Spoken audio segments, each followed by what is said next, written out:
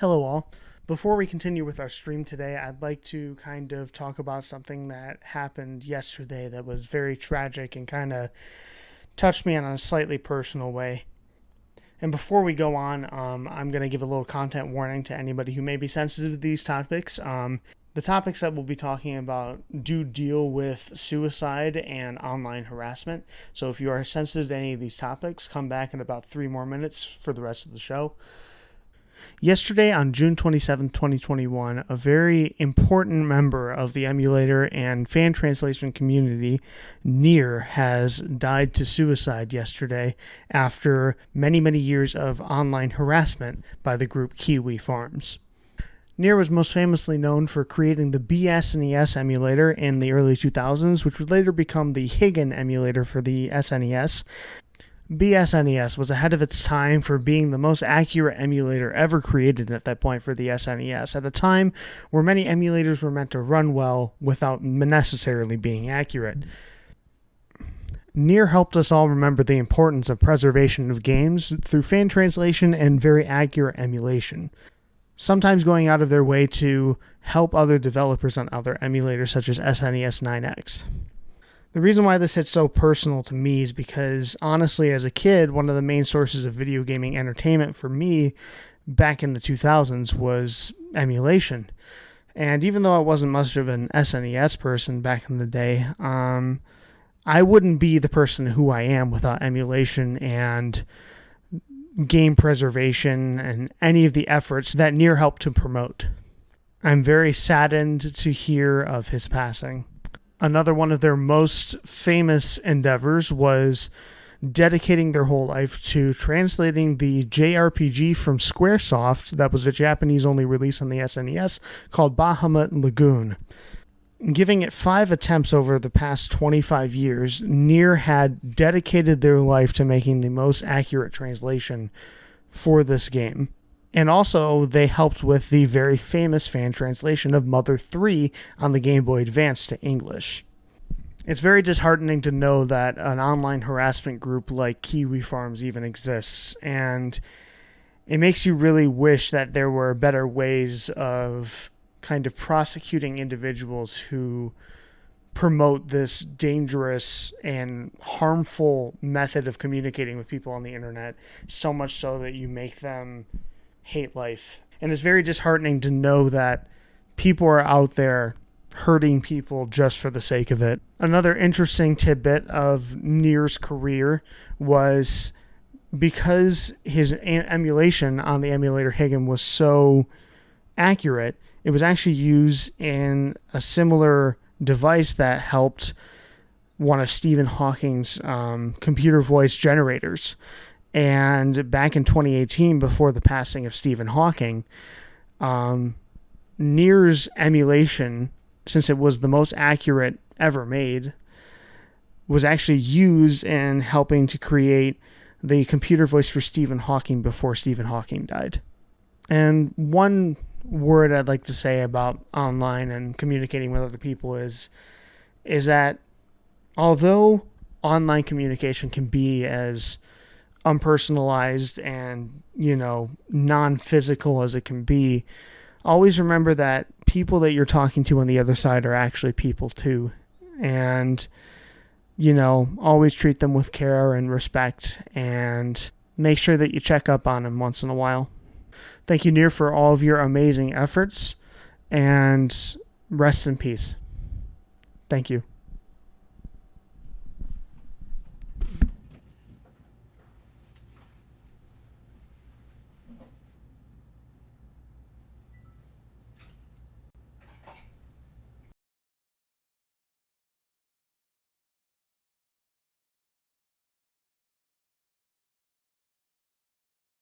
All right. And after that tribute there, I just wanted to just add that I'm sorry for kind of starting the stream off on a very somber note, but felt like it was needed because it kind of hit me on a more personal level. And just hearing it yesterday just kind of really struck a chord. So I'll be posting the tribute video on our Heckin Tech Night YouTube channel, which we will discuss later today, and we will continue on with the show. So rest in peace, Nier, and let's heckin' do it. So here's Nick has arrived. Hello, hello. I'm here. So how about some tech? Ah, Let me send out another ping real quick, just to get some more yeah. people on. Yeah, it was sad having to start out on such a somber note, but it was something that needed to be said. So yeah, um, all right. So we have plenty of stories today. We got stuff about Volkswagen. We got some more stuff about Windows 11. We got stuff about Western Digital and funny hard drive shenanigans. We have Google and Android devs. We have Apple making us sad yet again. And we have more hackers, more Russia stuff, and Toyota doing some cool things with a race car. So, Yeah, that one's a little old, but that's fine. so We'll, yeah. we'll cover it. What would you like to go over first, Nick? Oh, there's a lot of stuff to go over. Let's go over. Let's do one of your stories, though. I see there's a few things that I think could be linked in with a couple of your stories. Okay. All right. Give me a second.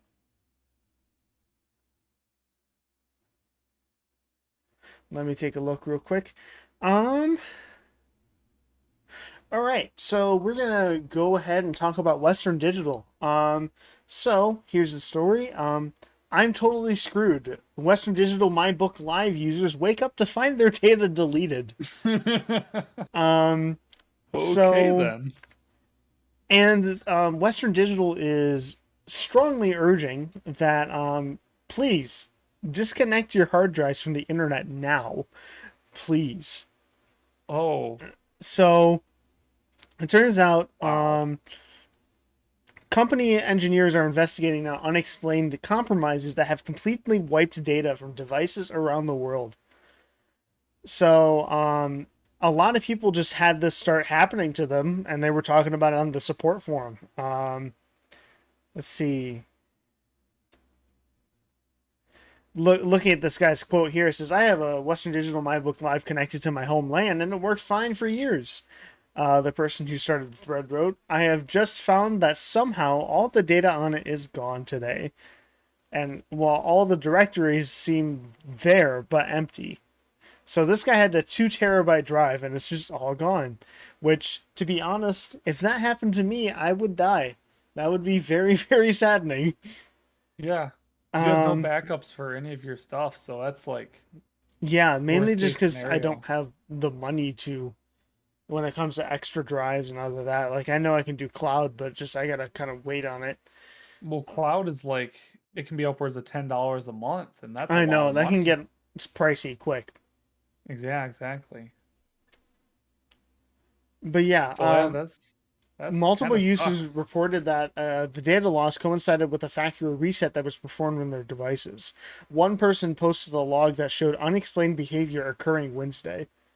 So, like, if you look at this stuff here, like, it's this begin script shutting down for system reboot, and then it's beginning a script and like going through like random parts on the NOS, and it like that looks really suspicious. NAS, network general, Let me zoom in for you, web Nick. app, date time. It's resetting your network. It's resetting the network driver. Why is it logging the host name? Oh, it reset the log host name and then redid. Oh, wow. Okay. It literally did a factory reset. Yeah. Oof. It resets the factory name and then and does an admin reset. Wow. It's pretty Okay. intense. And it says the incident is under active investigation from Western Digital. We do not have any indications of a breach or compromise of Western Digital cloud services or systems. And what even was that on my phone? Doctor, you what? Sending me a post on Instagram. But it says we have determined that some of my book live devices have been compromised by a threat actor. In some cases, the compromise has led to a factory reset that appears to erase all data on the device. So this seems like a NOS that's actually um, relatively older because it says its final firmware update came out in 2015. So, How is that happening then? So like there's not much data about what's happening coming out right now because they're still kind of figuring it out, but this is crazy because like it just kind of makes me think of how just like easy it is for just data to just get lost. Like for me, I'm not gonna lie, like I keep a lot of like video files and stuff of like pictures and like things of my past and like, audio, like games, like I keep a lot of stuff that I hold very dear to my heart, like on my hard drives and like data things that I have, and it's just so scary to think that it could just go all in one day. Like it is so like terrifying to me when it comes to me and my computer and all that. Yeah, you have terabytes and terabytes of data on hard drives that are, I 10 mean, they're years well old. over, yeah, they're well over 7, 8 years old now on some of those hard drives. And it's like, that's kind of scary if you really think It about it. really I is. mean, yeah. And it kind of sucks because you really don't have the affordability to just go, oh, I'm going to go buy an 8 terabyte Western Digital backup. But Yeah, then like this if I had starts the money to do it, happening. then I'd Like, just buy a bunch of hard drives. But the thing is that it seems like this is like a NOS that connected to the internet, so you could actually like access your files via password like over like oh, this is a the internet. NAS. Okay. So like this Okay. isn't just a straight up hard drive, but that's still kind of concerning because like I'd like to have a NOS one day. You know what I mean? NAS. NAS, NAS, NAS. NAS. Don't Nah. say it. Don't say Nas. Don't say that. What do you mean? The rapper Nas is pretty cool. I'm just gonna say if you say that in front of an IT guy, they will probably not be very happy with you. Well, there's a reason why I don't talk to IT people, Nick. I'm stupid. That's true. Well, no, no, no. It's not that you're stupid. It's just that they're very critical, let's say. Most IT people are pretty strange. I'm telling you, man. And also, it extends to your World of Warships community, Nick. You know, there's how he is stupid confirmed. Stupid confirmed. There's been many times where I have been on your server, Nick, for World of Warships, and I say something like, "Whoa, look at that ship! It's like the USS Ohio," and they're gonna be like, "Excuse me, you pronounced that wrong. It's actually the USS Ohio." Oh, It's like, what? yo. Why? Why does it matter? We're playing a video game. Well, some of the ships actually existed, so So I actually exist. Don't I matter? then we just start calling you let's see. How do I That's not going to be Skylar? popular. I can call you Skylar. I mean, I would really dislike that, but like, at least you're not pronouncing the word Skylar wrong. Skylar. Oh man. All right, so there's that. Stop it. Western Digital, rip. Yeah. Also, let's go. I'm gonna kind of. It's my favorite streamer, the USS Enterprise. But for the past few Heckin Tech Nights, I have kind of gone with the shorter stories last and like the longer ones first. I'm going to try and flip that around and try and go with our shorter stories first and kind of get them out of the way and then kind of go with the longer form ones later on. So there you go. So here's our next story here. Google to Android developers support more form factors and get a higher sales cut. So Google is enticing multi-million dollar media apps with a 15% Play Store fee. So essentially, you know, basically what they're saying is like Google is like, yo, we have a bunch of stuff that's on Android. We got like video devices, audio devices, we got watches, we got TVs, we got Chromebooks. If you can support as many form factors as possible, we'll give you a fee cut, which I think is a good idea. You know, I've seen like so many experiences of like apps on like different platforms, and I know this isn't Android, but like especially like iOS, if you use like Instagram on the iPad, it's literally just the phone version but it's scaled really tiny on the screen. It's really terrible, but like I'll have Hmm. to show you at some point.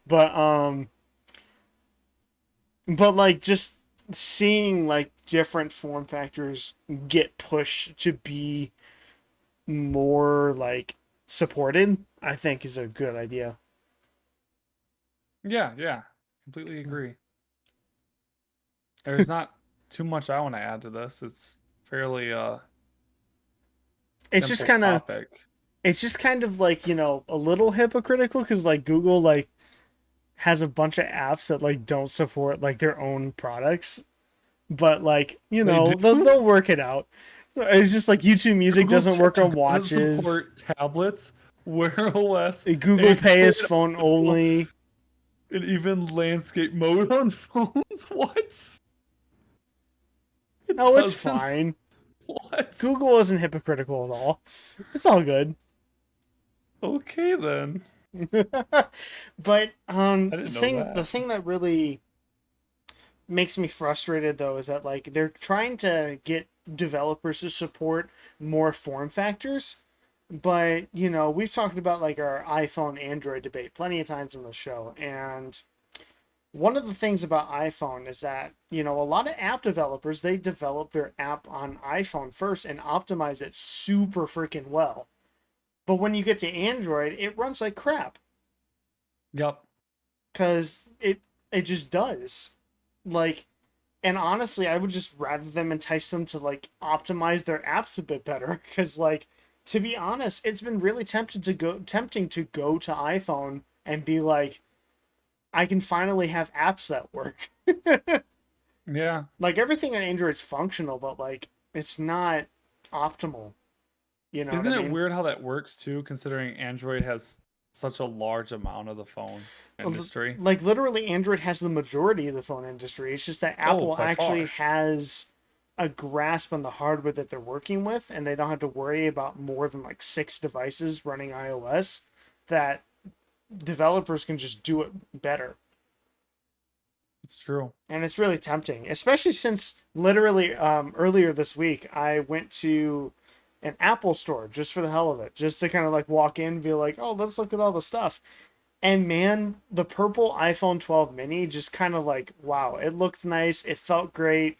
Like, I was Hmm. about to be like, is the iPhone 13 mini going to be my next phone? Because man, that was really nice. There is some really, really nice the minis, they're getting those on lockdown. They're like perfect phones for a majority of people. It's just the thing is that like it's the one that's selling the least by a significant margin. Which I don't understand at all. Because Like, that's the one that should be selling the most. Like, well, I think personally, I think it comes down to naming. I mean, if you name something oh mini and then you name something at the top of your line Pro Max, what do you think the average consumer is going to look at and be like, I want the Max? oh yeah. If it has Max to next to the name, so it must be better, right? Uh You know? it has a better camera. And obviously iPhone is seen as a status symbol, you know what I mean? So like It is. you don't want to get the shittiest version of the status symbol, right? You don't want to get the low spec version. You want to go Pro Yeah, Max, you know? exactly. It's You like want to go getting a Pro Max Ferrari. with the Apple Watch Series 6 44 millimeter and the iPad Pro and also the M1 MacBook Pro along with the iMac. Do you know what? This sounds exactly how Ferrari does stuff. If you Really? get the lowest end model, you get no support. If you get the highest end model, then you get the money to actually buy the more expensive model. So when you spend the more money, you get to buy more money, Nice. then spend more money. But if you get the lowest end model, you get no support. So Yeah, sounds about right. but there's that. But speaking about iPhone, we're going to talk about why Apple makes us sad, or at least Oh makes yeah, me sad. it Um, makes everyone sad. So, in the ongoing case between Apple and Epic Games, we've been seeing more and more information come from Apple executives, on why they lock down so much of the iPhone, like when it comes to apps and side loading. And, like, this is the second time I've seen this month where an Apple executive is like, side loading on phones is actually eliminating choice. And, like, Is it now? literally, like, this is like earlier, like 2 weeks ago, Tim Cook was like, side loading is not in the best interests of the user. And like literally, like, here, let me see what, of course they're saying like a bunch of like European Union Agency for Cybersecurity is like, users should not download applications from third party sources to minimize the risk. Yeah, that makes sense. That But makes sense. the Yeah. thing is like on Android, when it comes to normal people, do you see normal people side loading apps? No. It's even hard to do on Android now, let's be honest. Like, yeah, like honestly, you have to like disable a bunch of like security things in order to do it. I've done it, Yeah.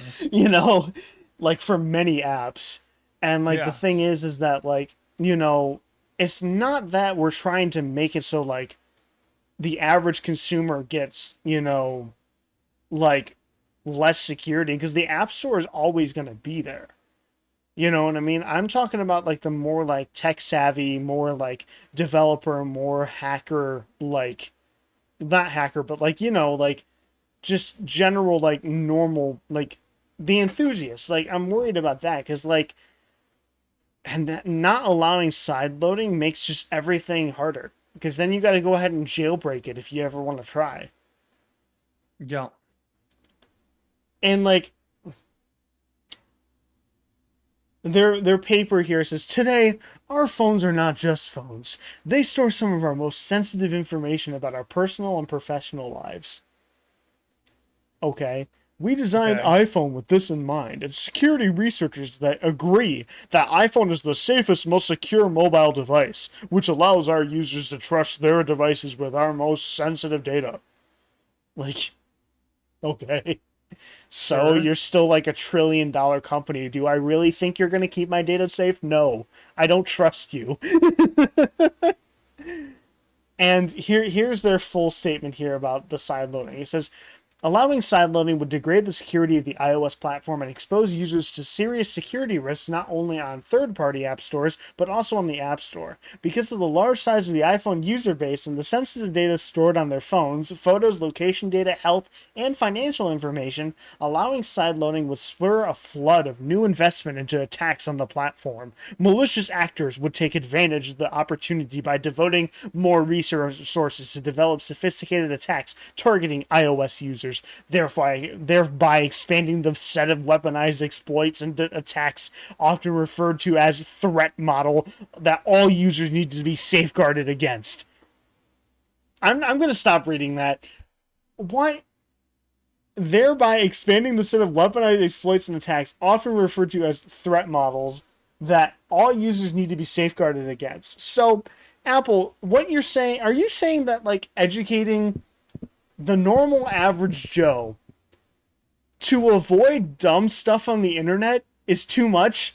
You can't let people do that?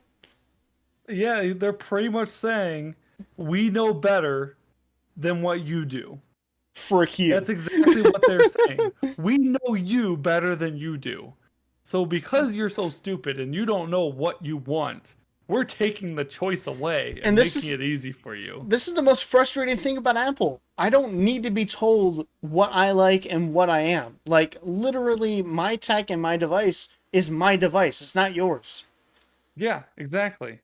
I mean, come There's so on. many things that are going that way. I mean, The only whether people it who are going to be be tricked into downloading stupid stuff are grandmas, and they're already going to get scanned by people on Facebook anyway. And that's perfectly legal on the Apple App Store, you know? yeah, Literally, that's like, you're defeating the point. You're yep. literally just harming the people who want to be on your platform. Oh, man. I've expressed this a couple times, but I guess I'll repeat it. I mean, it's between whether it be And computers, whether it be phones, whether it be devices, whatever. So many companies believe they know what is better for the customer than what the customer actually does. It's like you're taking away choice in the belief that you know what is right. And there's so many companies that are doing that now, it's honestly scaring me because yeah. it's kind of taking away the right of the consumer. The consumer is slowly losing their rights to their own product to Well, the and point that's that they're something that's been buying. happening for the past 50 years. We've been losing rights to Yeah, repair or doing anything with our stuff for like years. yeah, and it's And we're really just happened a now lot seeing it in in our the tech. yeah, exactly. As it's really starting to hit the internet era that after the internet era, I guess, came around, that's when it really started happening. The rights of Because repair got lost. because corporations like Google and Facebook found a way to profit off of it really hard. So Yeah, they're not gonna care about fake news. They're not gonna care about, user security. They're not gonna care about, having consumer choice or consumer repair. They're just gonna milk it. They've been doing it yep. for so long. Like Apple hit $1 trillion and whatever the net worth was. Like nobody, like barely anybody on this earth can even visualize how much money $1 trillion is. You can't visualize it. You literally It's, can't. it, yeah, I mean, that's the amount of money that countries play around with. Entire countries. And In entire Apple's unions of just, countries. yeah, exactly. Especially in like Africa, Asia, well, not certain parts of Just Asia. literally everyone It's everywhere around the world. $1 trillion is a lot of freaking money. it's yeah. I mean, we're in the U.S. The U.S. is like probably where the money would go the least for $1 trillion, and yet it's still a lot It's of still a freaking trillion money. dollars. I It's know. just like And like the thing is a lot Oh. of these companies are like Do the you know how one much they're thing worth now? I don't want to know. 2.8. God damn. Yeah. Okay. But Yeah. back on the story, the one last nail in the coffin for this is another statement by Apple's head of user privacy, quote unquote. Side loading in this case is actually eliminating choice. Users who want that direct access to applications without any kind of review have side loading today on other platforms.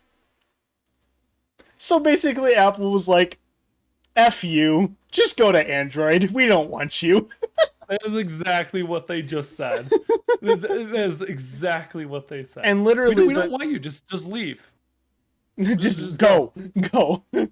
We don't want to give you that choice. So And like the go thing to a is, different platform. what Apple doesn't understand is that I want to like iPhone. I want to actually use an iPhone without wanting to die. Yeah. Look I at want to this. be able to drag my apps and they actually go where I drag them. Look at this bullshit. The iOS platform is the one where users understand that they can't be tricked or duped into some dark alley or side road where they're going to end up with the side-loaded app, even if they didn't intend to. Let me iterate this very clear for everyone, right? That's so dramatic. Do not care who you are or how smart you are or whatever. If you don't know how to use a phone, and if someone tricks you, they will trick you. I don't care how hard you resist it. If you're not smart enough to actually know what's happening, it will happen. So, Oh, bye. you got a visitor. I got a visitor. Oh no. What is this? Oh Heckin god. Tech Night. Oh god. We have people invading Heckin Tech Night. There's people. We have Big B56 on Heckin Tech Night. Big B56. Yep. One question for Big B56. Oh, we got a question for You got a Big B. question for Big B56. Here, put on the headphones. I have a very very The very interview. important Gotta question. get down into the camera. Tech good or tech bad? Tech medium. I will accept that answer. Go away. You good answer? Tech medium. Oh, Like also, Doctor, you what? On the chat, fix the damn spawn protection. I don't know what you're talking about. What do you? No, you get back here. No, no.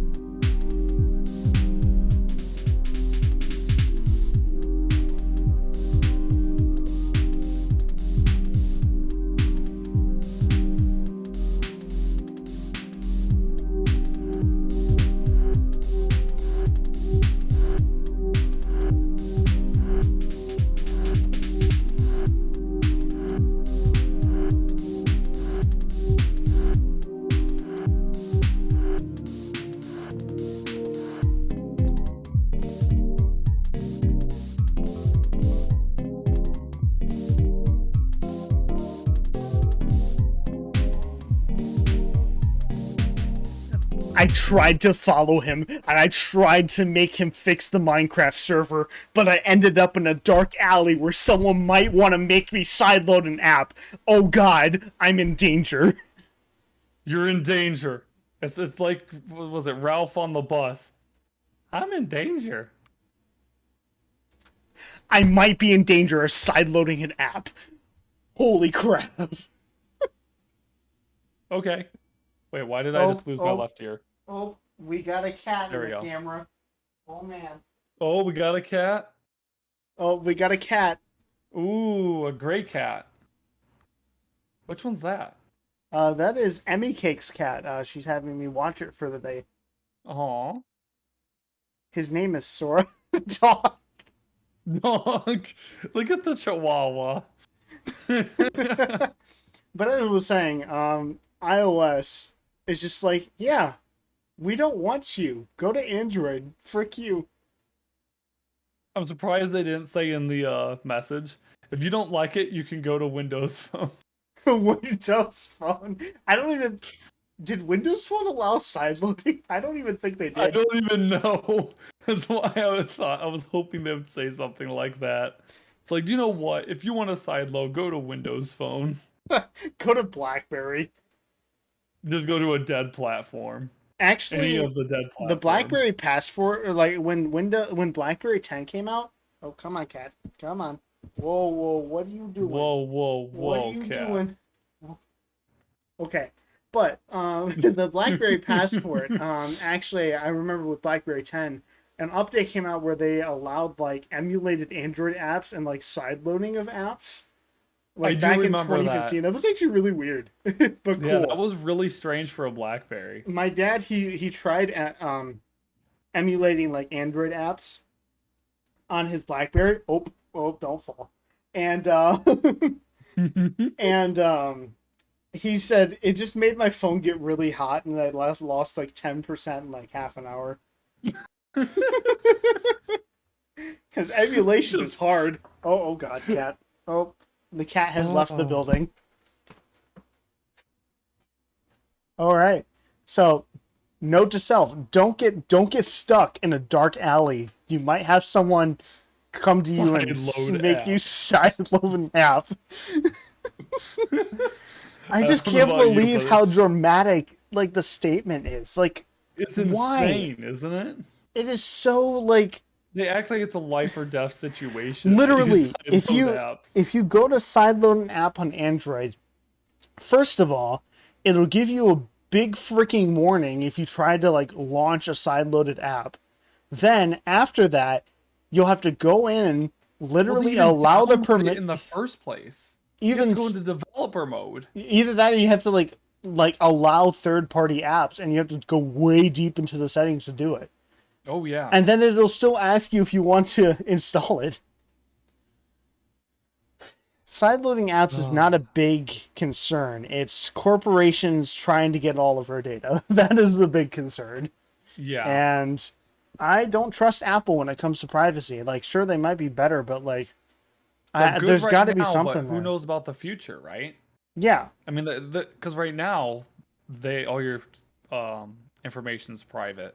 But as soon as the CEOs start realizing that people don't care anymore, or because I bet you if you're an iPhone user, most of those people probably don't care or don't really know how that stuff works. I'm sure there are some pretty savvy iPhone users, but it's just like I don't understand why. I feel like they don't want to allow sideloading just because like it hurts their brand of like, oh, it just works. You know what I mean? We're the more secure brand. That's what they've kind of come to. Of we're the elitists. You don't have to worry about things with us. Like the only like phone fandom that like is more annoying than Apple fans, it's Samsung fans. But that's another another conversation for another day. Let's not go into that because holy crap, some Samsung fans. Do you have a cat in the background, or is it? Oh, he's out of camera. That's fine. Well, but yeah, it was barely in camera for a frame. Okay, so let's go ahead and let's go through some of your stories here, Nick. Yeah, we're talking about solar winds and hackers. Yes. Oh God. So, are you familiar? Oh God. Hello. Kitty. Don't jump on my. Oh no. That's the monitor over there with Nick on it, and like he is attempting to knock it over. Please don't. I'll give you a headbutt. Give you a headbutt. You want attention so bad. Oh my gosh. Like, here, let me point down my camera. Look at this. Look at this. Oh. Heckin' Cat Night. When cat wants attention, cat gets attention. Oh no! Don't open Minecraft, please. No, don't open Minecraft. No. Turning into a Minecraft stream. Okay, but SolarWinds hackers breached new victims, including a Microsoft support agent. Yes. Are you familiar what SolarWinds is? I have no idea, actually. Okay. This is actually probably a lot bigger than you might realize. Oh, Because essentially what SolarWinds is, they're actually the company that acts as the um I don't want to it's hard to say antivirus, but think of them like a security agency for computers. And antivirus is not really the right word. it's Windows But- Defender, but the company version. Yes, there you go. Sure. Oh no! Do not hit the But power button on imagine my computer. essentially please. what they do is they're basically the security for almost every single company inside the US. Oh my! I Yeah, am I would say desperately about- fighting the cat, hoping that it will not hit the power button on the top of my computer. I'm very scared. Don't Cat, push the power button. please do not push the power button for the love of God. Don't, now you're eating an aux cable. Stop. Oh no. Oh, you lose your left channel all of a sudden, you're like, oh no. Oh no. Here, let me just Oh. figure this out real quick. I'll just have it Yeah. on you on the camera, and then you'll be able to hear. No, the paw is very close to the power button. Please stop. No. Oh no. Oh, Oh. oh God. Get off the computer. Get off the computer. Oh God. The cat is in fight mode. So essentially what ended up happening is Okay. some malware got on a machine. Okay, everybody, say and say then- bye to the cat. Say bye to the Bye, cat. cat. Oh, Oh my god. Playtime. But one of the some malware got on a machine, and then the customer support agents have access to basic account information for a small number of customers. So they launched highly targeted attacks at a part of number of their broadcasting campaign for getting on machines and disclosing information. So Sounds bad. yeah, Considering that I wasn't here to hear any of it, it sounds pretty bad. especially affecting Microsoft, just because Hmm. sometimes it's hard to track down everything that gets inside of past those walls. So Yeah.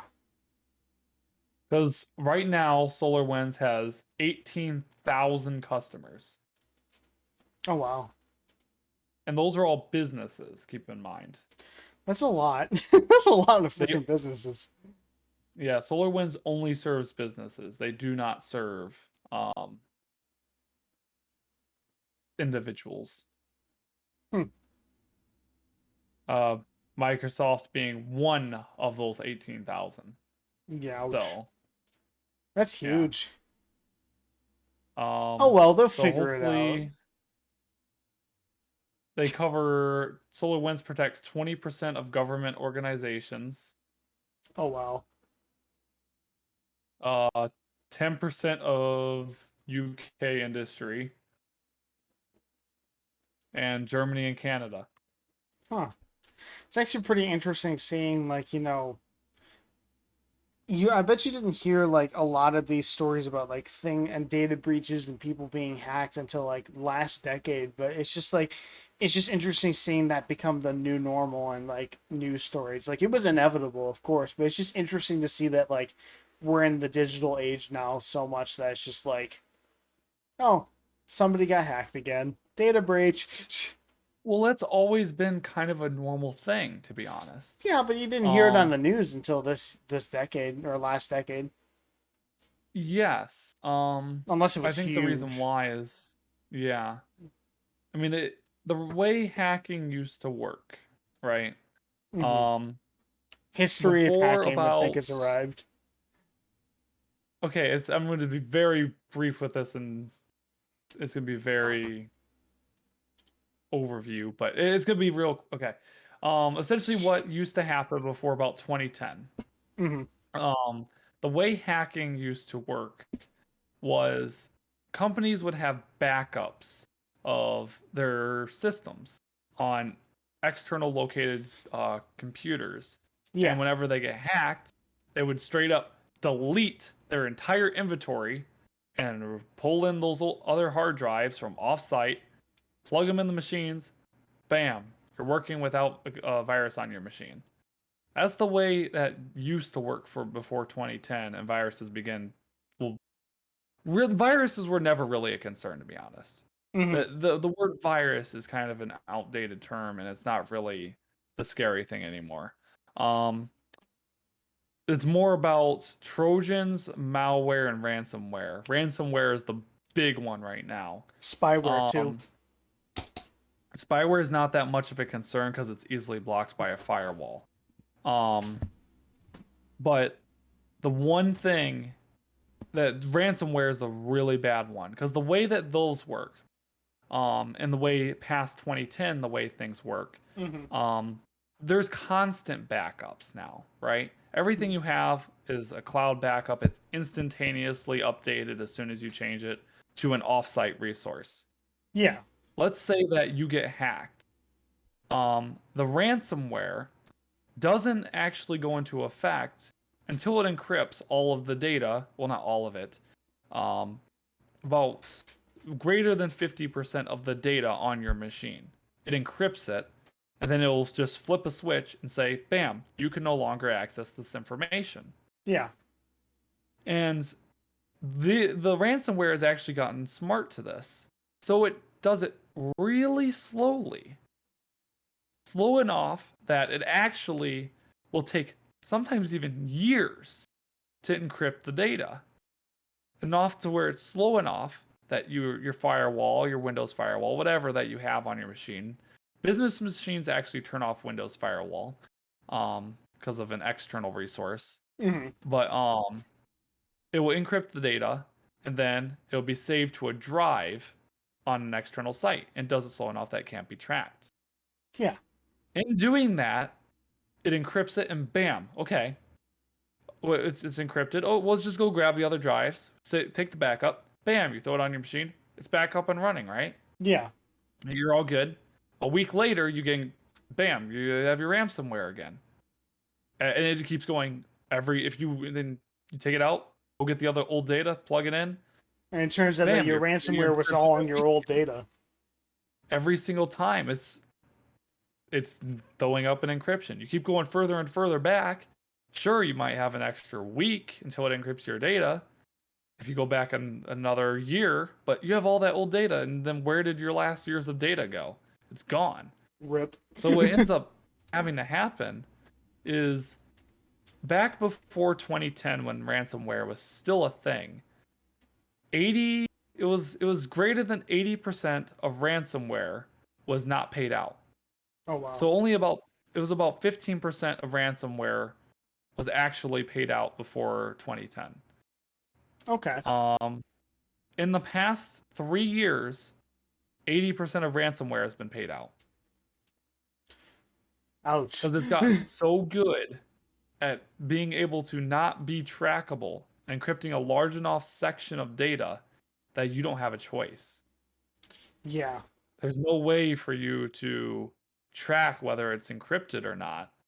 So you're forced into um, having to buy the key to unencrypt your data, Yeah. which ends up having to be crypto or whatever. And currently, for small businesses, it's ranging between the range of 15 to 50 grand. Ouch. For larger businesses, it's ranging in the range of 5 million to 15 million. Damn. So currently, ransomware is becoming a very profitable business And because of that, it's only going to become more and more common. Some would say that it's a lot of money.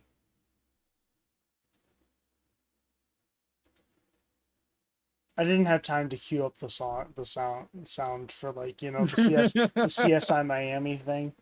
The, like Yeah. where they start screaming. Yeah. Just, I, I'll just imagine it in my head. That's plenty satisfactory. and also DMCA. Yeah. So yeah. Let's see. Now here's the Okay. question posed by Ars Technica here in Nick's next story. What is it? Why is Russia launching a new module to the space station if it's pulling out of the ISS? What? This is a really interesting story because I saw the title and I didn't have time to read it. So we're gonna have to go through this one together. Nick, you're supposed to read this at least a little. And yes, I I'd was love to working have on my boat. Okay, I didn't have time for this one. You're supposed to be riding in your boat. What the heck? All I'm writing right, it about. so Okay, anyways. cool. So essentially, what they're doing, according to what the little that I have read, is Russia is pulling out of the International Space Station. They said so a while ago, and they were going to planning on building their own space station. I have read that, Yeah. but they're adding the biggest module that they have added in over a decade to the ISS,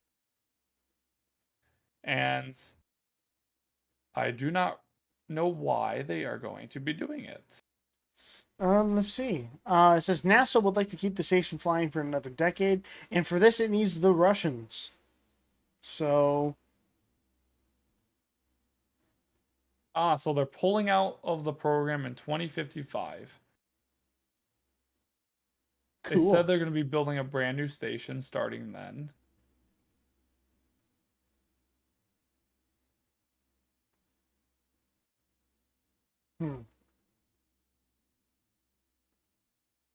Oh, okay. So it'll make Russia feel good if they do it.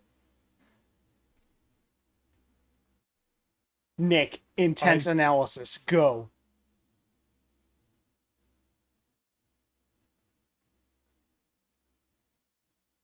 My head hurts. I'm thinking. Oh God, he's starting to think I too don't. much. Oh no. Oh God. What Uh, what is happening? The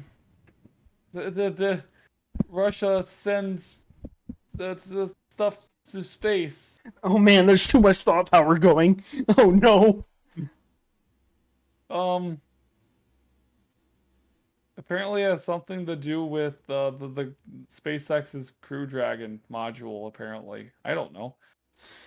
I'm confused. I'm confused why this article is listing this as a source for something. SpaceX because Elon Musk. NASA is no longer annually sending hundreds of millions of dollars to Russia to purchase the Soyuz seats for access to the station. Cool. Okay. So what is essentially... Oh, okay, this is actually explaining it right here. Nick had a thought bubble. SpaceXD. Yes. So because SpaceX is actually using the Crew Dragon module and sending people to the space station through that, NASA's no longer sending millions of dollars to Russia. And because they're no longer sending millions of dollars, this is that was a very large sum of the funding for the Russian space program. Oh, okay. And because of that, they're losing a lot of money, and they apparently gain money by sending more things to space that are not funded by because outside NASA's sources. like, we'll give you dollars, maybe. I don't think they're giving money for that module, though. Okay, here we go. This is the Nick one under the light sentence bulb. I found it. Oh God. The NASA officials suspect Russia may seek maintenance funding from the United States in return for keeping its part of the space station going. Cool. So they just want maintenance funding by sending a module into space. Nice. That's the entire point of this. Oh, Because I guess the no. Russian OBS part of the is going station. bad again. Oh, Never seen that before. I've never seen that one. Okay, there we go. Okay, it's back to being normal again. Oh, God. All right, so there's that. Yeah. Russia and space and SpaceXD. Well, All actually, the right. pictures are really cool if you went through those. I did not. But we'll go through it next time. Not. But Works let's for me. go ahead and see if we can get Dr. You What on the stream to start talking about E3, and also for me to also have him on for the announcement of the Heckin Tech Night YouTube channel. So let me ping him a Yeah. bunch of times at Dr. You What.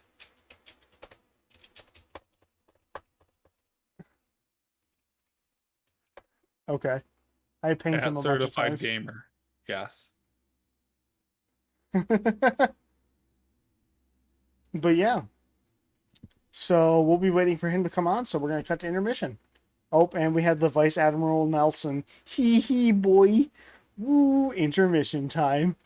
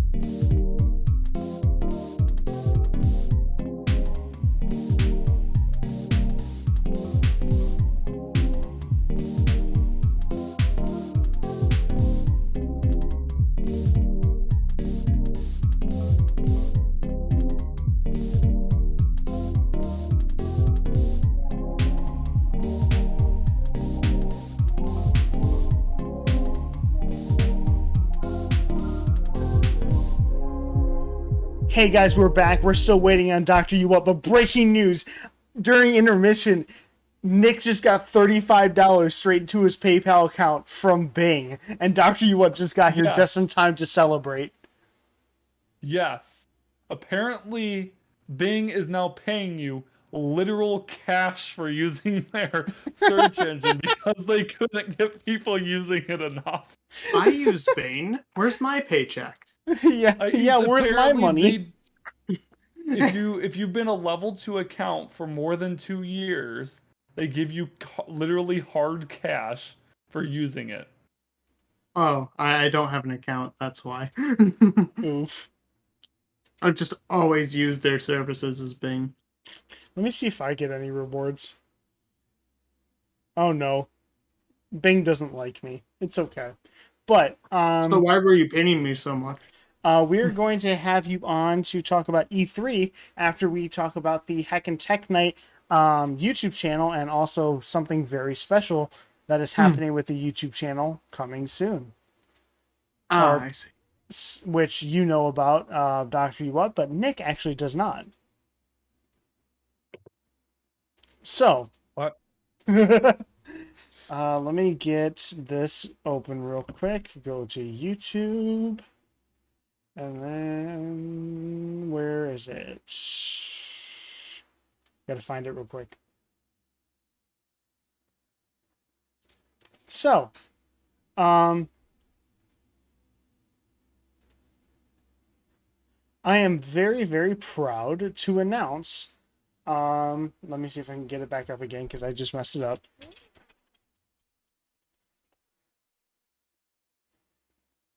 Wow, imagine messing up your own reveal. Oh, Jesus, my phone went off. It was really loud. You'd be great at E3. Yeah, no joke. But I am very proud to announce that Heckin Tech Night actually has a YouTube channel now. And we'll be posting clips from the show and actual archived full streams. And after this episode airs, it'll be coming on to the YouTube channel tonight. And Yes. actually, let me make this not unlisted now. We're gonna drop this on stream.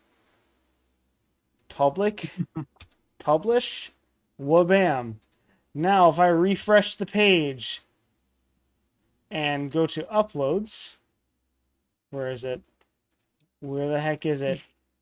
All right, we have what we're announcing that me and Dr. What came up with, the Heckin Tech Night Green Screen Challenge. So, as you can see, I've heard of this. What is this?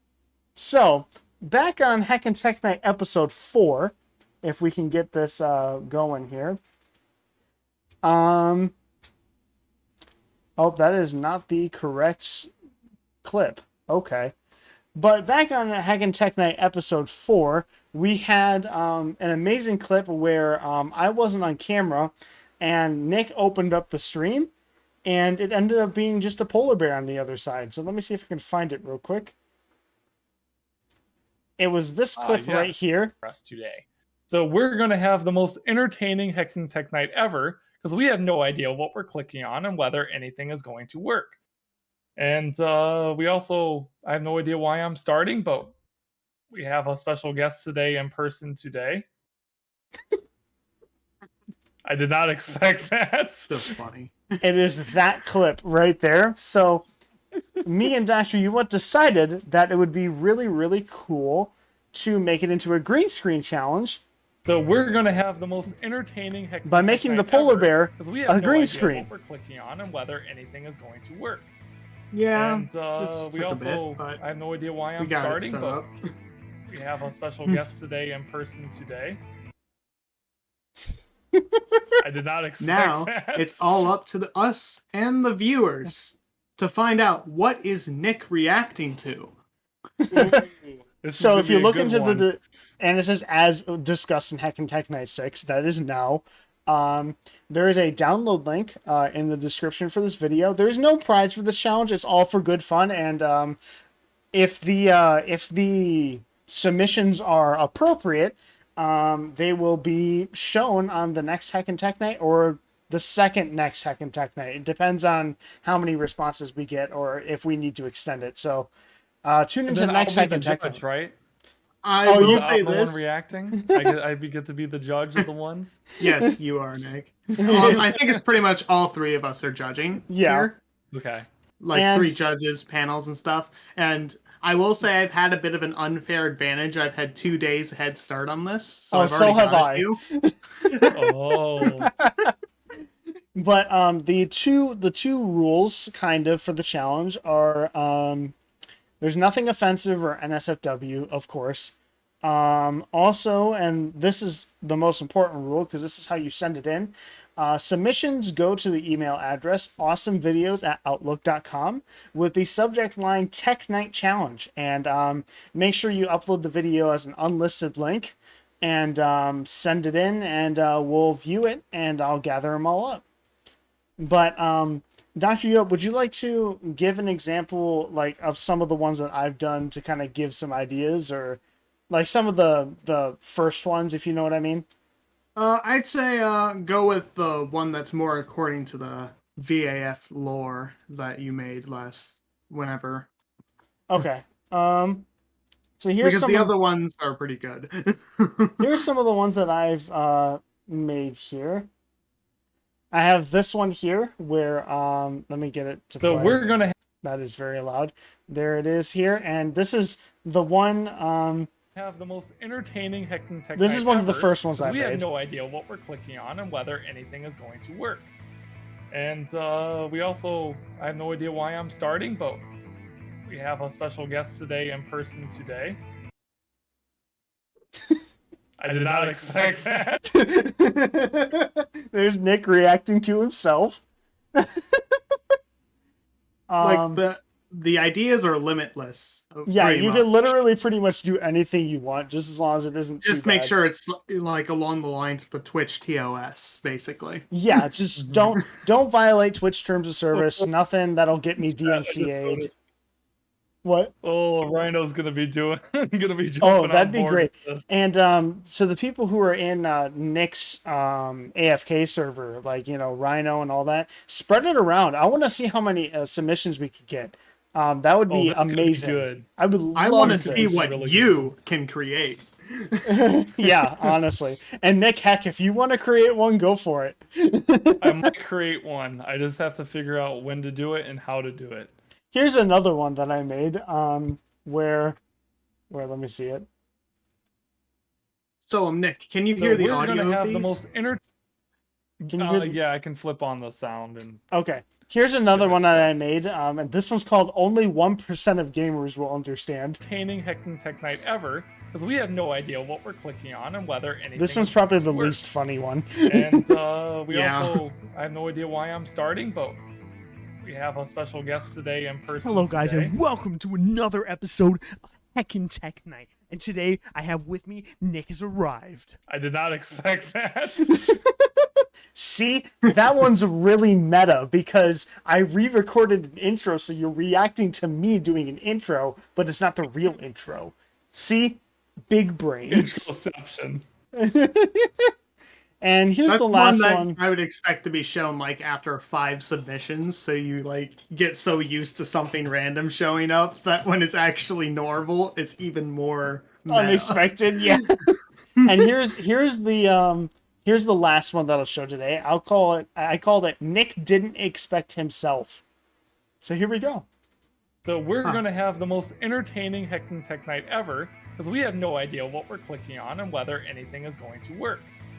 And we also, I have no idea why I'm starting, but we have a special guest today in person today.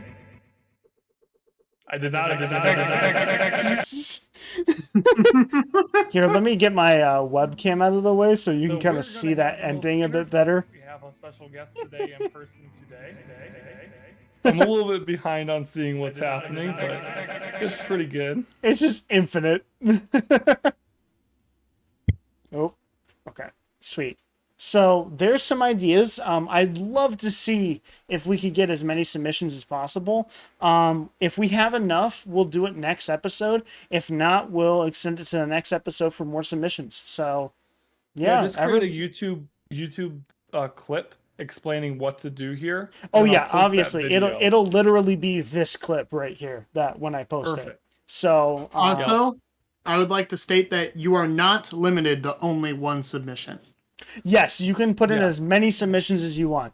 Honestly, just go And for we'll it. be Go all wild. reacting to them next week or Next maybe week or 2 the weeks. week after, depends. So yeah, there's the green screen Cool. challenge. I will make this. I'll see if I can save this to a playlist. This real is quick. even better because I had no idea this is happening. Yeah, So that's why this is perfect. Yeah, we came up with this idea like 2 days ago. yeah. Awesome. See if Just we can happens add to be the this. same time that Bing has apparently paid me $35 because they Yeah. added a rebate program. Heck yeah. What? Just check your Bing, Sky, because I know you use that intermittently. I did, but so- like I haven't been signed in for a lot of it, so I didn't get anything. Oh, okay. Don't worry, Rhino. You definitely will get something funny out of it if you have the right clip you're going to show in there. Yeah, literally Oh, that's just go pretty- for it. Like, heck, I don't know. Maybe you could just have some guy yelling. I don't know. Oh, It's I up have to some you. I have some really old clips of me and Sky playing Minecraft that could go really well in there. Oh yeah. Hey, Nick, you're free to submit some if you want. Yeah, go Oh, ahead. Go wild. I already have 3 that are really good that I haven't shown you yet. Dr. Uwat has some that are really good that he hasn't shown yet. So yeah. I honestly can't wait for next week to see what everyone creates. Yeah, honestly, like this is going to be extremely fun. So please share Yep. this around. That this would be amazing, and have fun editing. I know I'm gonna definitely spread the word to a few people myself. Obviously. So I will go ahead and just go to the Heckin Tech Night YouTube channel, and it actually should be. Where is it? Why is it? It'll show up eventually in this playlist when YouTube actually decides to work. But yeah, and also the intro is just the intro to last week's episode. That's what the trailer said as.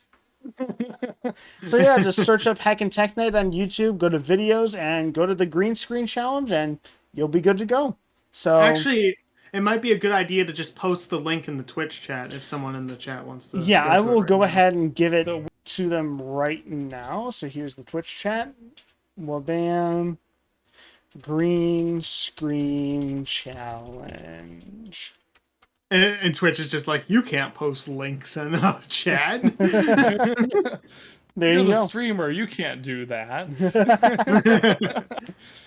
So yeah, Nick, your reaction? What do you feel about this? This is awesome. I'm really excited to see what's gonna happen. I, I'm excited to make I'll probably make one. Okay. I have a couple ideas, but I'll probably make one. okay, sweet. So we'll see. So we'll you're see what making happens. 3. Got it. Yeah, make 3. No.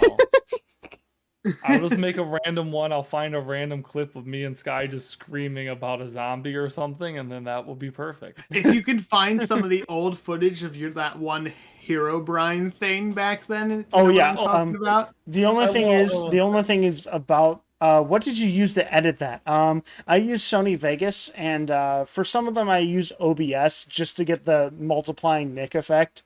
But for the most part, I use Sony Vegas. Any editing software that you can use to kind of chroma key out the green will work just fine. So There's a lot of free ones you can use that will do that. honestly, with enough finagling with OBS, you could get it to work if you really wanted to. So Yeah, that would Yeah. be a bit of finagling, but you could definitely get yeah, there. I mean, it's possible. So Mhm. yeah, I'd love to see your submissions, and a clip of this showing the rules and like kind of our announcement will go up soon. And yeah, sounds good. So Awesome. Heckin Tech Night YouTube channel, download link in the description. 100% works, and yeah. So, who wants to talk about E3? Well, that looks like it's my time to shine here. Yeah, let me Go just for bring it. up the E3 website real quick. Wait, And- E3 has a website? Apparently they do. They do? And I will be right back as you're describing some more E3 stuff. So, But woohoo. I'm just starting. Well, then let's cut to intermission real quick. Wait, what?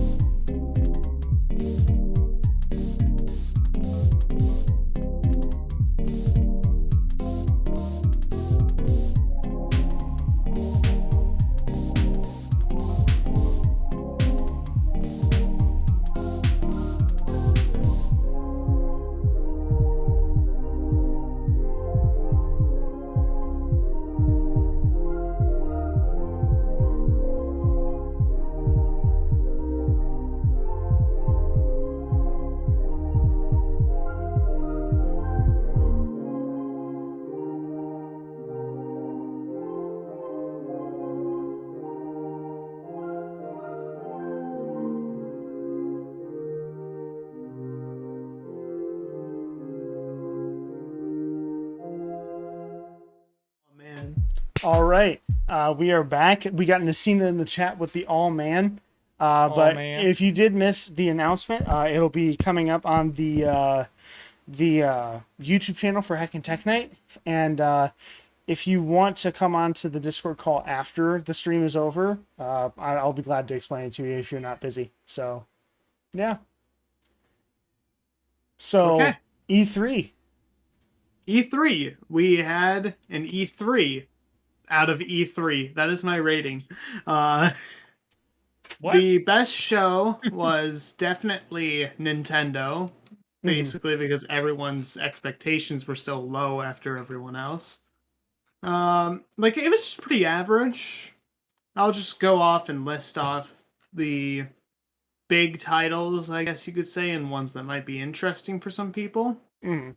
Far Cry 6, which is a long-running series, has been announced in the All right. Ubisoft panel.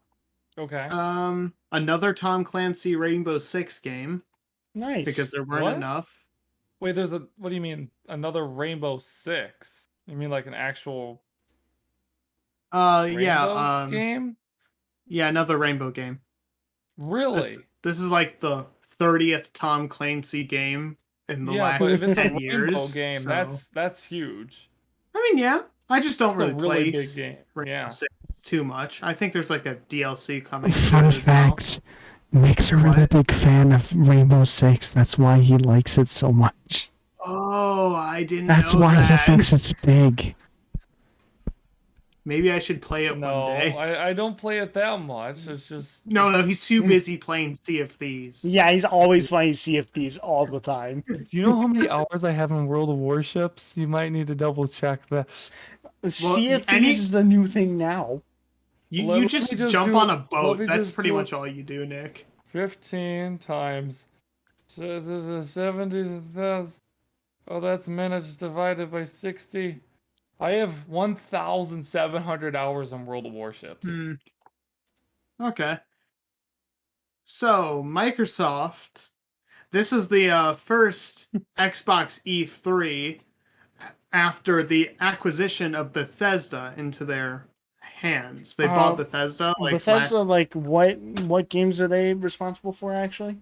I don't they're know. the ones that created Skyrim and Fallout. Like pretty big player, you know. The That makes big sense. open world games. Yeah. Big New open Vegas is world. best Fallout game. Going at me. Anyway, one of the bigger ones that was announced during Xbox's thing for me is Forza Horizon 5. I did hear about which- that. Yes, it's a game that I like. Okay. A Cool. multiplayer reveal of Halo Infinite, the new Halo game stuff. The console version of Flight Simulator, that's something. Yeah, let's see if it runs. And yes, Elder Scrolls 6 is still in development. We've been seeing that for like 3 years now.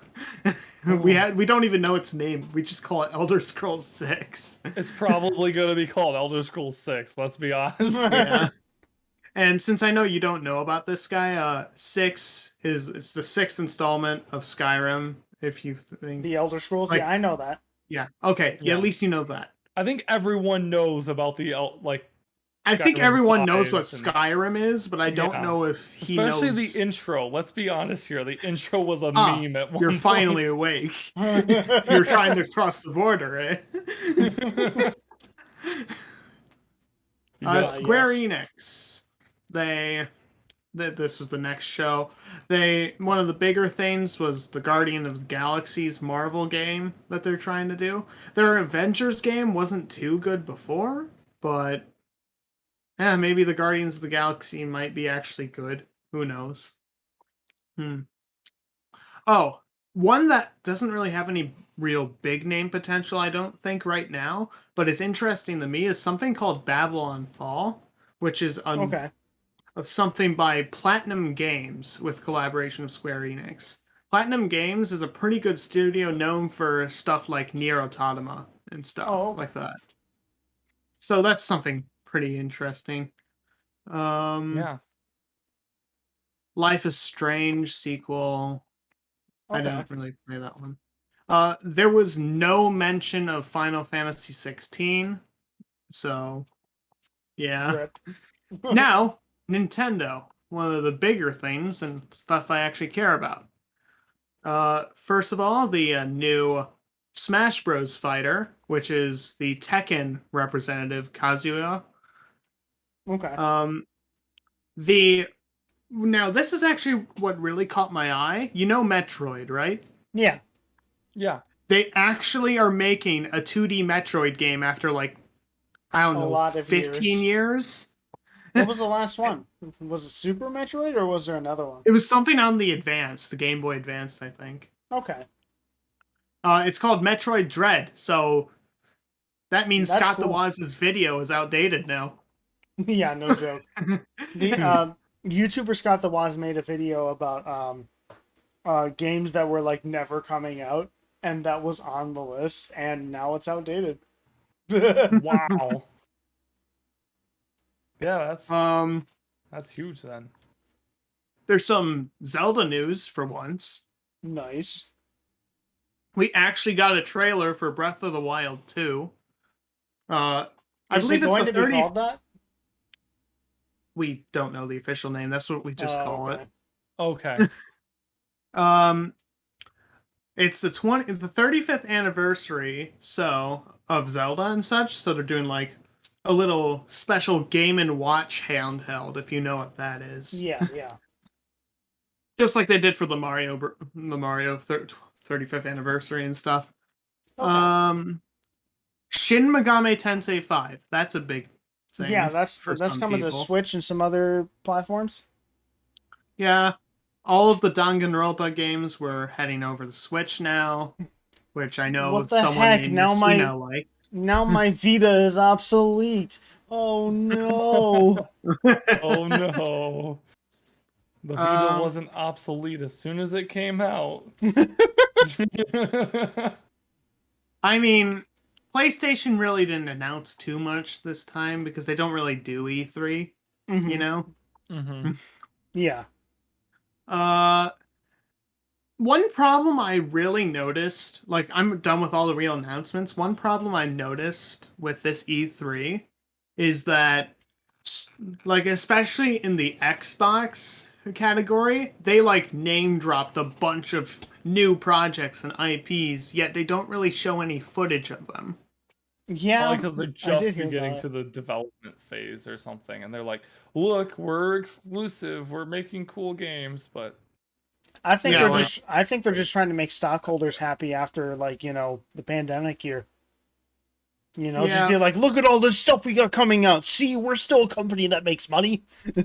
And because of this is the first virtual E3 and stuff, there was a lot more focus on DLC because many of the companies treated it like it was one of their events. Like the E3 for Nintendo was literally just one of their Nintendo Directs and stuff. Nice.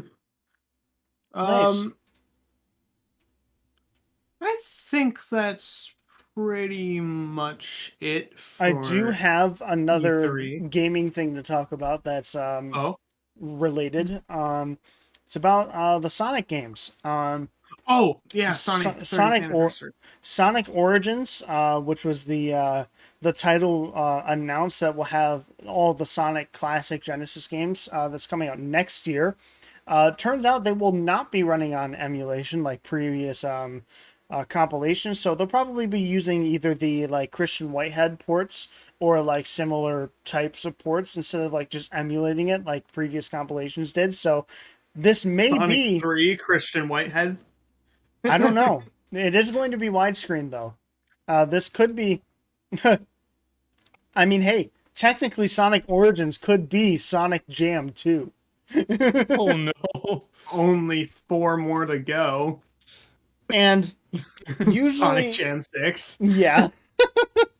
But usually, the thing is that's interesting is that like you always got to be wary about like a Sonic game, like what the development team is kind of saying about it before it releases, You know what I mean? But I've never heard this much like confidence out of them in a while. And honestly, I feel good about the new game coming out, Sonic Rangers.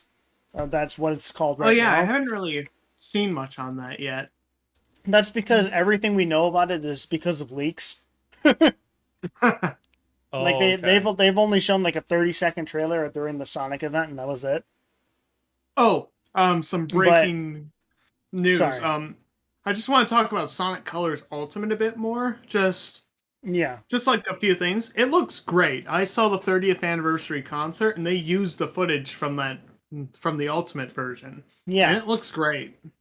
it really does. Also, it seems like all of the songs are going to be remixed. They will. So there's a bit of a difference from the original Wii version now. Oh, I just murdered my microphone on accident. And OBS is being unhappy again. But Oh, there it is. the thing Okay, about I think Sonic that's- Rangers is, what's his name? Takashi Iizuka, which is the director of Sonic Team. I think he is, if I'm correct. How long has he been the director of Sonic He's been Team? there for a while, since before Sonic Adventure. He's been there forever. But Where the hell was his- he during Forces? his quote here was, Sonic Adventure laid the foundation for 20 years of Sonic titles after its release, which I agree. Like, it brought Sonic properly into 3D and established a lot of what the series would be in the future. Here's the quote that makes me kind of excited, but kind of nervous, but kind of excited, was, so in the same way, I really hope that this new title releasing in 2022 lays the foundation for the following future Sonic titles. So, is Sonic Team actually going to try something different here? Like, I'm kind of excited. Let me lay down some guesswork here. They haven't really done anything since the 2016 release or so of Sonic Forces. That was 17, actually. They've had almost 4 years to work on a new title here. And if you They think have about a it, lot of time. that is the biggest gap any Sonic game has ever had. Ever. They must be really trying to go all out with this one, like it's a last swing. Except for Lost Yeah. World to Forces. But I think this one's actually longer. I'll have to check up on that. I think Lost be World 5 to years of Forces was Lost World to 14 Forces to was- 17. It was 13 to 17. Oh, okay. This so one 4 will years. this one will actually be longer though, because it's releasing in 2022, so 5 years. That's like Now Zelda that I think about timelines. it, there was a If you lot of think time about it. between Colors and Lost World too. That was wasn't only there? 3 years.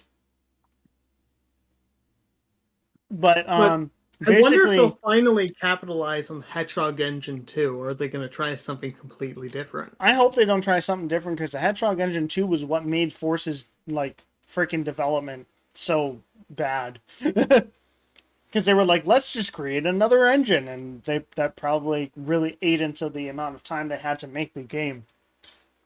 But Yeah, I Man, mean, can't designing wait to an play entire Green Hill engine. again.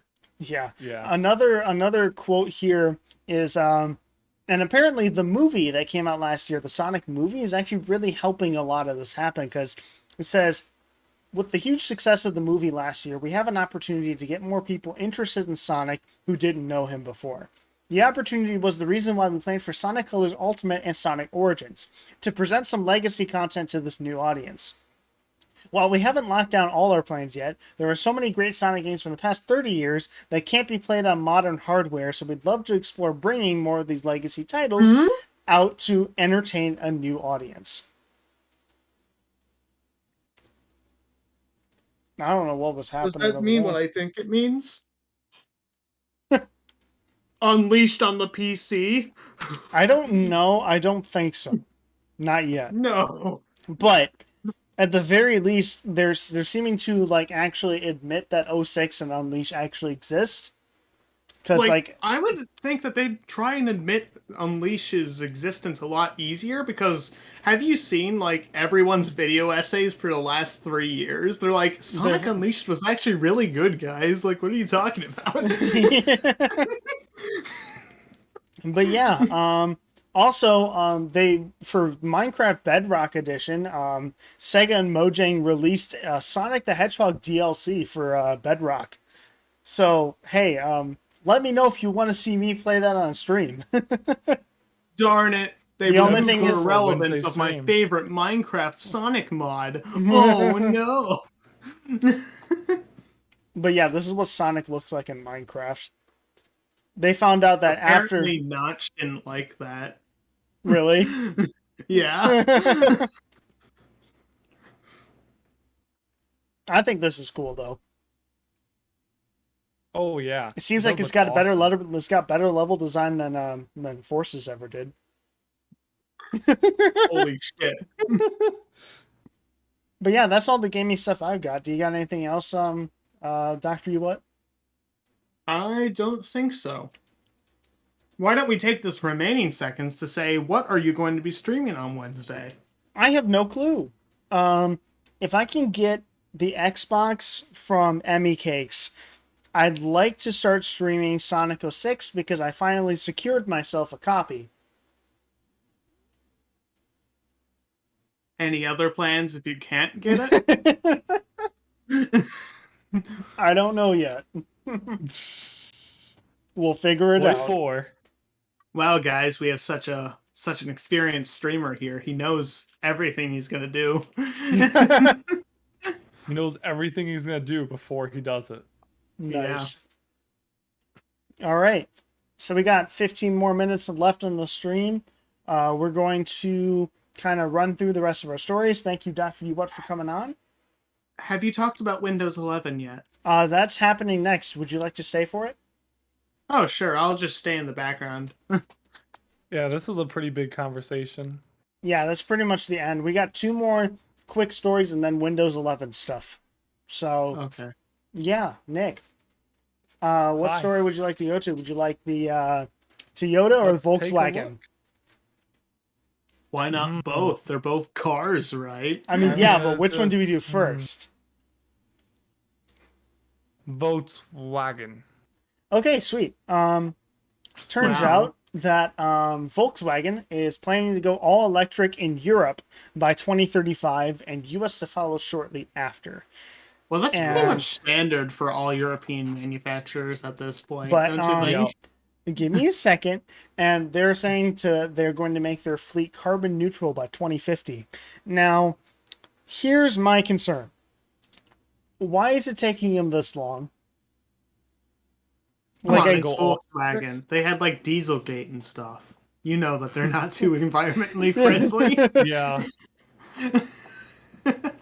Like but the thing is like I know things have to like change slowly when it comes to businesses, but like when it comes to like, you know, climate change and global warming, we don't have much time. So the quicker we can get things done, the better. So my question is like, why isn't there more of a push to get this going faster amongst all manufacturers? Well, I think I can provide a simple answer. I have but a it's simple not answer easy. too, but I want to see what you come Yeah. up with. The main reason I can think of is one, obviously the politics behind it, but I don't want to go too far into that. What, you don't but want to talk about politics on the Tech yes, Pod this is podcast? very- What the heck? this What is very the much heck? a politic-free broadcast, but I don't The know. I've other said reason some is- pretty left stuff on this show. I've said Yeah, some you pretty have. left stuff. you have. But I try to stay as central as possible. Maybe you should left it behind. Yeah. See, guys, look on the camera. I'm moving to the left. Oh man. Oh, Which way's no. left for me? Because my left is left, right, because of the mirror, right? I'm No, that's facing right left. right now, but I'm actually facing left. What It's the a heck, really- Nick? it's an You're supposed to inverted be a mirror. centrist. Get in the center of frame already.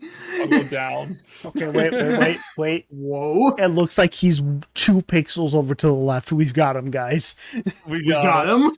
him. Ladies and gentlemen, But, we but got yeah. him. So actually talking about this, the actual infrastructure behind making electric vehicles is much more complex, and besides making a combustion vehicle. Combustion Yeah. vehicles have been around for such a long period of time. The infrastructure is there. So the amount of rare materials it takes to make an electric vehicle is significantly more than a combustion vehicle. The amount Come of on, lithium- guys. Let's amount invest in hydro fuel. Hydrogen. But yeah, so you have vanadium, you have beryllium, you have lithium, you have All the fancy vanadium. elements. You have all these What do you crazy mean that elements. Lithuanium is rare? It's Germa- literally from Lithuania, right? Like there's a large amount of germanium, right? That's required in making all these electric cars. Yeah. Guess where all germanium Yeah. comes from? Germany. Oh. Okay, good one there. But all these types of elements come from China. China has a complete control of how fast these electric vehicles come out and the pricing of them. They have the complete control over it. I'm not saying Yeah. the conditions there that are good for the mines. They really do suck, and that's the reason why the prices are as low as they currently are. But if electric cars would be significantly more, electric Yeah. cars would be significantly more if China had proper work conditions in these mines as well. So, I mean, there's trade-offs in all of this, and it's sad that in order for electric vehicles to be properly rolled out, you're going to have almost slave labor, but that's what's happening and getting these electric cars rolling out. And to get Yeah. these out, So gonna you're have to saying have that more you of it. support slave labor, Nick? I 100% do not support slave labor. I thought I love how you said it in a way where like literally it could be just edited for you to say that you do. Oh man. YouTube poop idea coming out. Nick I is 100% support. All right, but Slave labor. another my answer was why wasn't it going faster? My answer was simply just profit. Like why invest in all that? Like why invest in all this new stuff when you can just sell all the old cars?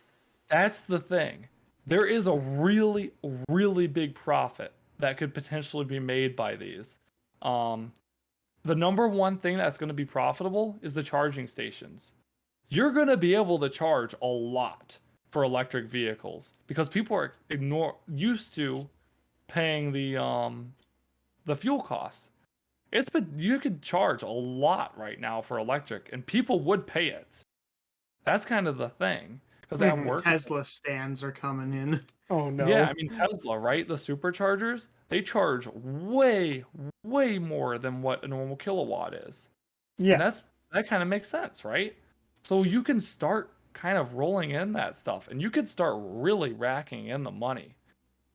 It's just you have to have people going out there, like imagine. Yeah, but investing in they have to batteries right now. they have to Holy invest crap. really heavily into the like making all the infrastructure though. That's the thing, though.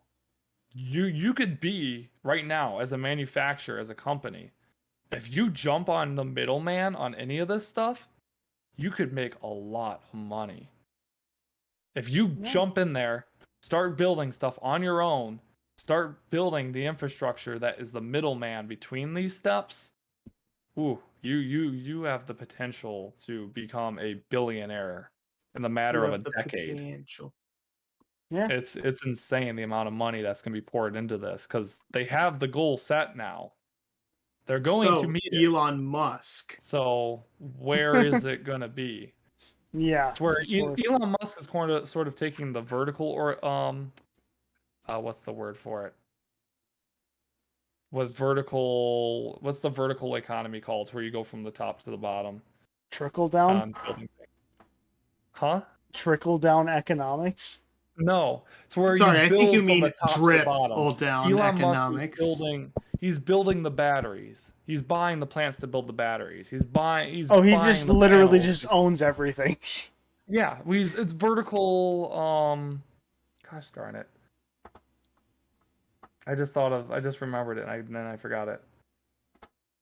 I have no clue. But I'm saying the vertical, like they're going for more of a vertical approach, right? Yeah. If you went for a horizontal approach in here, to where you specifically went and said, "I'm going to be the best designer of batteries that there is in all of electric cars." You just went out there. You're like, okay, This But is what I'm gonna do. but you might run into a situation where you have an Apple where they're trying to limit everything about it. Like, It doesn't matter at that point. The amount of cars that are going to be made, it doesn't matter if you have one facility that's making 10,000 cars a year. Do you realize how many cars are going to have to be made by 2035? a lot. If you're making $1 billion worth of batteries per year and you're making, let's say, $500 million worth of profit off of that, you're going to be making that for up to 25 years. It's going to happen. So it's the potential's there. It's just you have, like I said, going back to my first point, there is a political part of this that is that. So why did you do it, Elon Musk? Money. Well, one last car thing before Windows 11 that does kind of tie into the environment here is apparently, Nick brought up the story. I haven't heard anything about this. Toyota apparently built a hydrogen race car, and it wasn't a hydrogen fuel cell. It was just literally some sort of regular engine style that's fueled by hydrogen. Yes. What? It was literally a hydrogen combustion style car. And something that they kind of proved is you could actually almost convert existing technology into hydrogen if you really wanted to. Like if you went through the process of designing it, you could almost convert the same exact process that we've been doing for cars over these past 100 years into a hydrogen type of car just by using a hydrogen fuel. There are some shortcomings, though. Limitations that they said in here, like hydrogen combusts 7 times faster than normal gas. So because there's no carbons to slow down the reaction and double bonds from other carbons inside of it. So you're getting a quicker reaction, which does cause more wear on the engine from the side of a spontaneous combustion sort of thing, because you want your gas to explode at a slower velocity in the stroke. But that's something that could be designed in the future to slow down by other things. But it shows that they didn't have a very large tank on this race car, but they did prove that it could work at some have point. the potential. Yeah. Right? The one thing that they said is that it only ran about like 10 laps around the track before it needed to be topped off. Yeah. And they said during the day they refueled it 35 times with 5 to 6 minutes spent gassing up at each instance. Yes. So it does show you that there is a technology there that has to be developed. But they did prove that, hey, we have an existing technology. If you're in your grocery store for, let's say, 10 minutes, you ran in, you ran out, you plug in a little hydrogen cell, there you go. Same thing with electric cars, right? The difference is this car is not going to have any waste associated with it that's going to be potentially hazardous to the environment, to where electric cars do. Well, I think theoretically, if we can find a stable area to get like hydrogen from and stuff, it has less long-term environmental effects. Since, like, we still have to get that energy for that electric car from a oil plant right now. Yeah. Like, and stuff. So let's So, go like, nuclear, 5 solar, everything else. Then it Yeah. won't be as much of a problem for electric cars. yeah. That's what I'll say. So like Ice Admiral Nelson says you could get the 5 to 6 minutes down to 30 seconds if you really wanted to.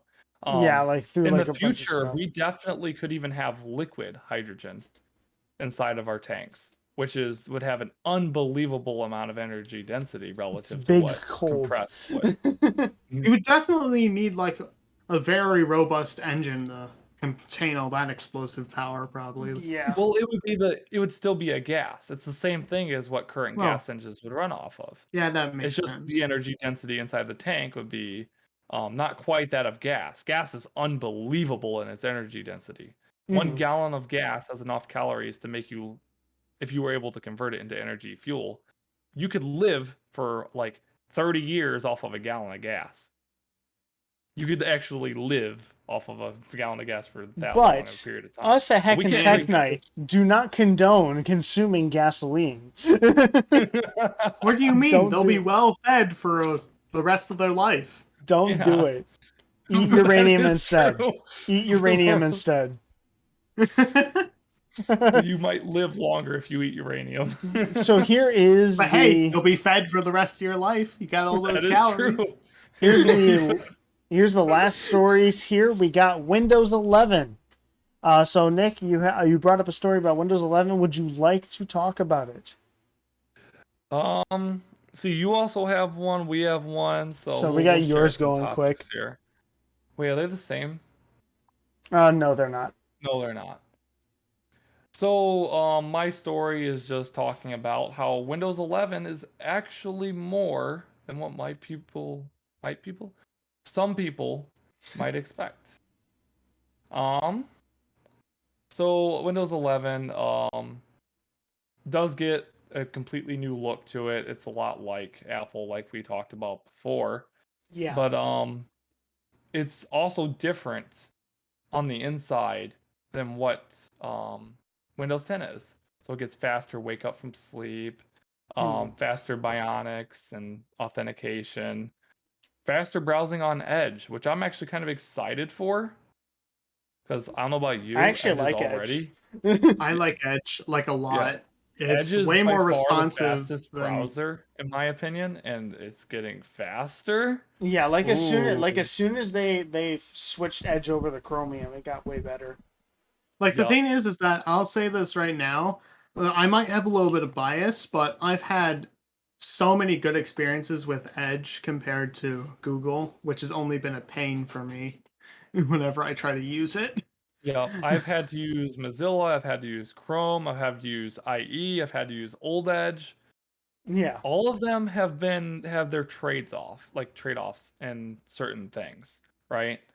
Yeah. I've not really had any trade-offs with Edge. Yeah, I've been a big Everything fan of so it. far seems to be working well. It doesn't Unfortunately, it's like eat all my Chromium-based, RAM. All of my but 32 gigabytes is not being eaten actively. That's always a nice thing. just a gentle brag about 32 gigs of RAM. What do you mean? You don't have 32 gigabytes of RAM? I don't. I do. Move I don't have 32 gigabytes of RAM. The one guy Sounds that's like a streaming. you problem, am I right?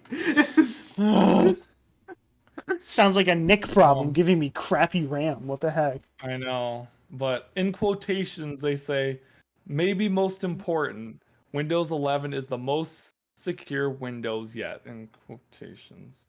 I find So, that funny, considering that when we went from Windows 8.1 to Windows 10, we had to agree to a whole crap ton of data collection.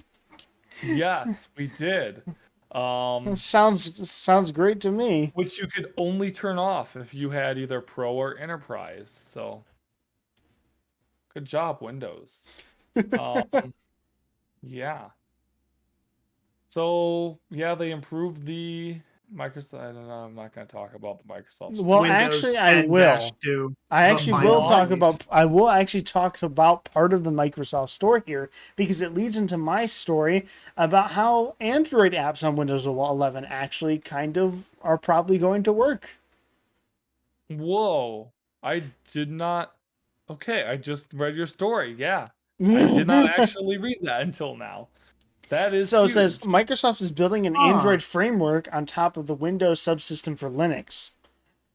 So You know what this means? Free Among Us on the PC. Among Us. Among Us! You know what I'm hearing? Is it sounds like Clash of Clans and is going to be making a lot more money.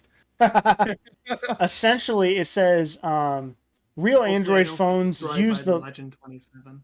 real Android phones use the Linux kernel, and Microsoft is building an Android framework on top of WSL for the Windows subsystem for Android. So essentially, we're getting x86 Android running on Hyper-V. Whoa, wait a second. But Windows 11 is virtualized as well. Double virtualization. Hyper-V all the Is it- things. Is it going to be a separate system on a system linked together by system, or is it a system on a system like you run like you know how you can run VM? Okay, I'm talking to no one here, but you know you can run VMware, and then you can run Hyper-V on VMware to run a virtualization on virtualization through Hyper-V on VMware.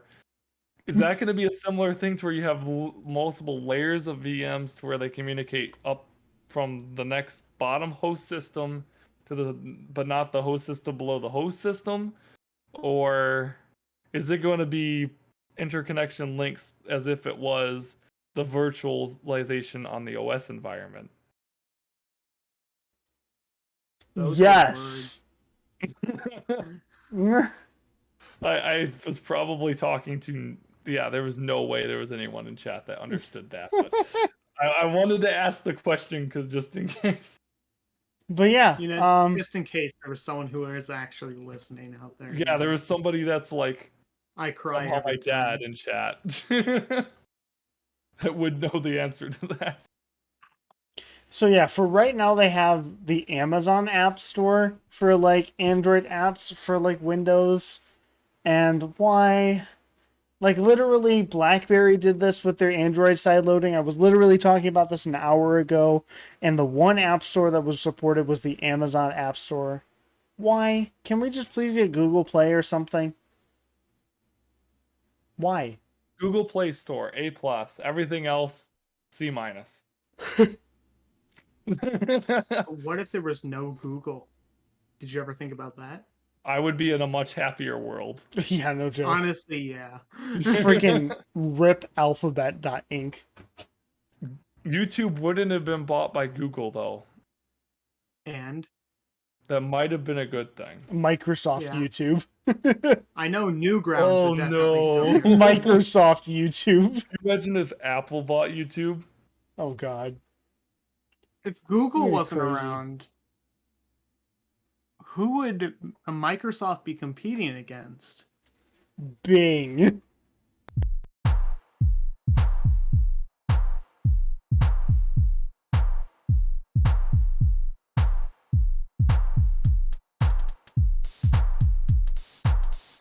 So hey guys, that concludes our 6th episode of Heckin Tech Night. Just as a reminder, we got the green screen challenge happening. The Yeah. clips will be coming up onto the YouTube channel in the coming days. Take a look at that. It'll be at the Heckin Tech Night channel. The download link is in the description, and we want to see as many submissions as possible. We're going to go through them either in the next Heckin Tech Night or the next Heckin Tech Night. So thank you, Dr. Both What, of the for Heckin Techs. thank you, Dr. What, for joining on, and we'll see you guys next time on the next Heckin Tech Night. See you guys Heckin Tech later. Night. Bye. Farewell.